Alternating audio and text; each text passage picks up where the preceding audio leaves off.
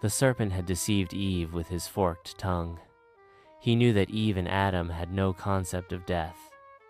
Before they ate the fruit, they were immortal. The serpent knew that Eve was curious and naive. She was driven by her lust for knowledge. This made her weak. After they partook of the fruit, Adam and Eve became mortal. The responsibility of their transgression lay on Adam because Yah appointed him as leader. Eve's seduction by the serpent was a form of adultery. She learned and seduced Adam. He chose to disobey. Adam and Eve were one flesh, but Adam was the head. Eve chose knowledge.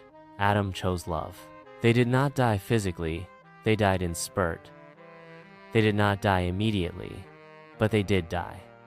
They were now mortal. Yah did not judge them out of vengeance. He judged them with mercy, love, and grace. His justice was divine. Yah, with his infinite wisdom, allowed the serpent to tempt Eve. He gave the serpent and the humans free will to serve and obey him, if they chose. The tree of knowledge gave them self-awareness, doubt, and insecurity. Fear has always been Semiramis's most dangerous weapon. Free will made them like gods over their own lives. With great power comes great responsibility. They didn't have the wisdom to handle the responsibility of being a god. Semiramis, the serpent, said they would know good and evil. What he really meant was they would know evil.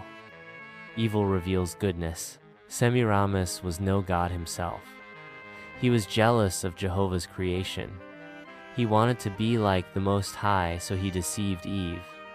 She in turn seduced Adam. Adam and Eve chose sin, the dark moon god. Darkness outside the light. Yah is the only light.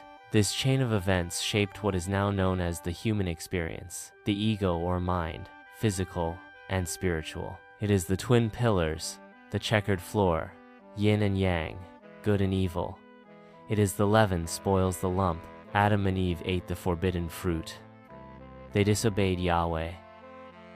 In that moment, their eyes were opened, but not to glory, not to power, but to shame. They knew all that was needed. Knowing the Most High is the knowledge of everything. The garden once sang, but now it wept. The leaves curled, the sky dimmed. Even the animals, once companions, now looked at them with fear. They were like God, knowing what was once good, and knowing that which is evil. And they heard the voice of Yah, walking in the garden in the cool of the day. And like frightened children they ran. They hid. Now they knew fear.